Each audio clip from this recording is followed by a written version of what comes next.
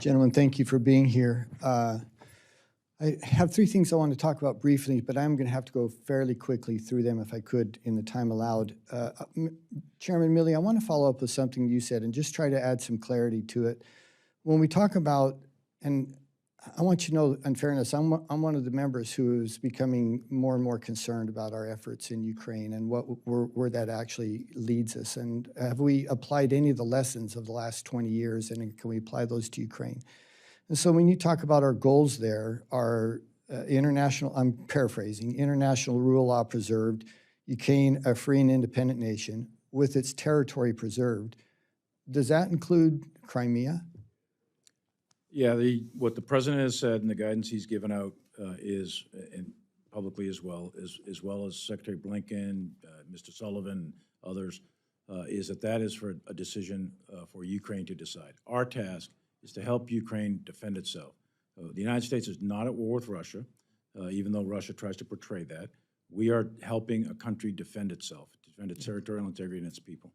Well, and I think that's where this becomes a very different situation for us, and I would say a very much more dangerous situation. If we say our goal is to reclaim all of the eastern Donetsk region and then including Crimea and including the land bridge, the evidence and the intelligence and experience is really clear that is a very, very different thing than what we're talking about. And I've said that publicly, that goal, which is really a maximalist goal set by President Zelensky publicly, that is an extraordinarily difficult goal to achieve militarily. And I appreciate that, and we'll have more time to talk about that.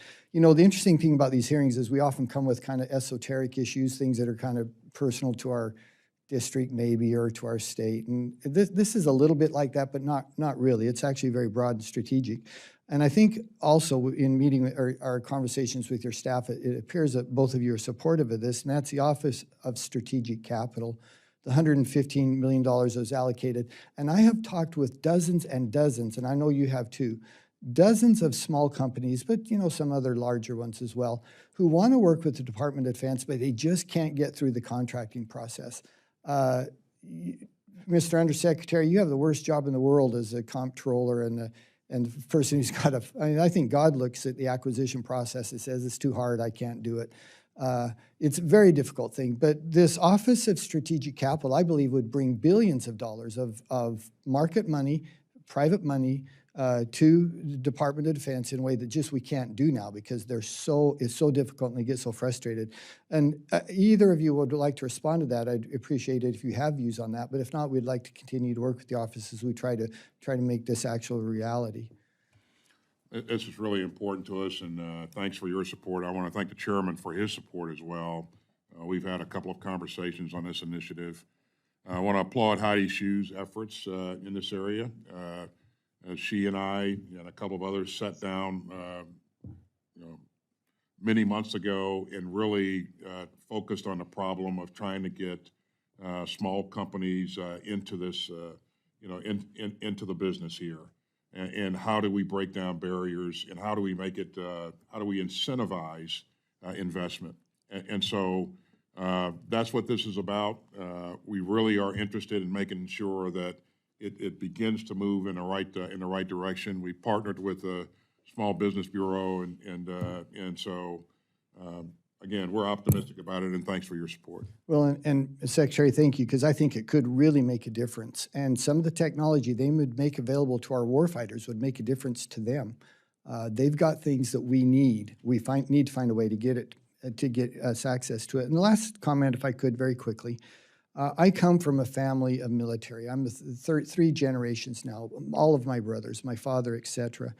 And one of the reasons that I joined the military is because my dad did. And if he had ever indicated to me, you know, I don't know if you'd like it, or I'm not sure it's a good thing anymore, I would never have done it. And there's a culture here that I think we've I don't want to say broken, but we've strained it. In general, or Chairman Milley, I think you've seen it in the Army in the sense of our recruitment goals. I mean, 15,000 soldiers short, 25% short of our goal. And we can talk about salaries and compensation, and that's part of it. But you both know that that's not the primary reason someone joins the military. They do because of that culture and that wanting to serve. And we've broken that somehow between fathers and sons. And I just wondered, my time is up, and maybe we can talk about it again. But what has changed culturally to make it so we're not meeting our recruiting goals, and how do we address that? Thanks for the question. Well, first, the services are meeting their recruiting goals with the exception of the Army. The Army ran into some real headwinds there, and they're trying to dig their way out of that. Secondly, we are at a 50-year high, actually, since the all-volunteer military began right after Vietnam, 50-year high on retention. So that should tell us something. What that tells us is that those that are in uniform are very satisfied with what they're doing on a day-to-day basis, and they feel fulfilled that they're serving a cause better than themselves, they're bettering their own lives, et cetera. So those are on the plus side.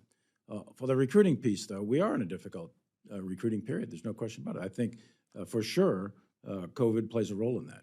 We know that only in terms of the demographics of our society, only about 23% of America's youth between 17 and 25 even qualify to get into the military, and of them, only 9% show a propensity to serve. We know that about 78% of those of us in uniform have military family members in uniform, like yourself. Both my mother and father served in World War II, and grandparents before them, uncles, brothers, sisters, cousins, all of them served at one time or another. And that's true with you, that's true with Secretary Austin, that's true with many of us in this room. So 78% of those that have familiarity with the military tend to join the military.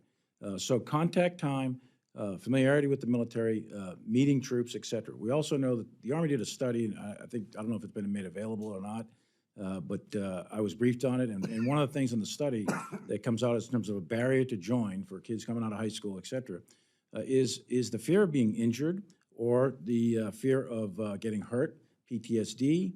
There's a lot of stuff out there about rape, sexual assault, sexual harassment. Those sorts of things are out there that have mischaracterized, actually, the military in many, many ways.